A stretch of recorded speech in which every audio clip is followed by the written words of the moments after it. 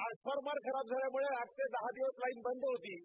आपण सांगितलं मॅडम खरं आहे की 153 टॉवर आहेत, पण त्यापैकी जे 11 टॉवर आहेत तिथे राईट टू ऑफ वे हा रस्ता नाही, त्यामुळे तिथे बनवण्यात येत नाहीत. आणि 16 टॉवर जे आहेत ते सीआरझेड मध्ये जातात आणि 23 टॉवर वनपट्ट्याचे जे हरकती आहेत त्याचे ओनरशिप आहेत, ह्यामुळे ते टॉवर रखडलेले आहेत. 2023 साली ही कमिशन झालं. वसई विरार शहराला पाणी 403 MLD पैकी 170 MLD वसई विरार शहराला पाणी आणि बाकी भाईंदरला पाणी, मीरा भाईंदरला.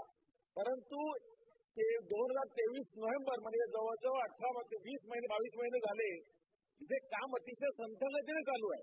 मी पारेषणचे म्हणजे संजीव कुमार साहेबांनाही भेटलो आणि MMRDचे मुखर्जी साहेबांनाही भेटलो, पण ज्या जोरात काम चालू व्हायला पाहिजे होते तेवढं चालू झालं नाही.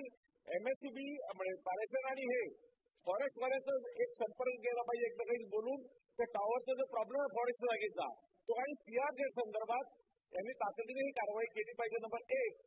त्याचबरोबर तिथे मी मागणी केली होती की जनरेटरची एक व्यवस्था जो 12 कोटी रुपये खर्च होतो त्या जनरेटरला वसई विरार महापालिका महिन्याला 5 ते 6 कोटी रुपये पाण्याचे MMRDला अदा करते.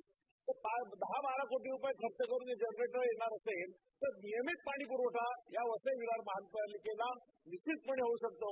वादळ येणार, वारं येणार, जंगलातून लाईट आहे, लाईट जाणार, पण जनरेटरचीच चांगली व्यवस्था केली तर नजीकच्या काळामध्ये आपण जर केली तर कायम पाणी पुरवठा या वसई विरार महापालिकेला आपण करू शकता.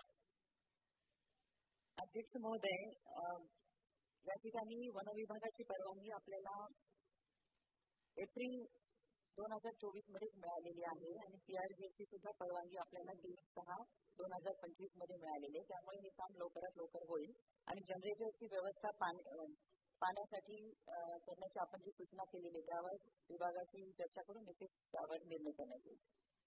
लक्षवेधी 2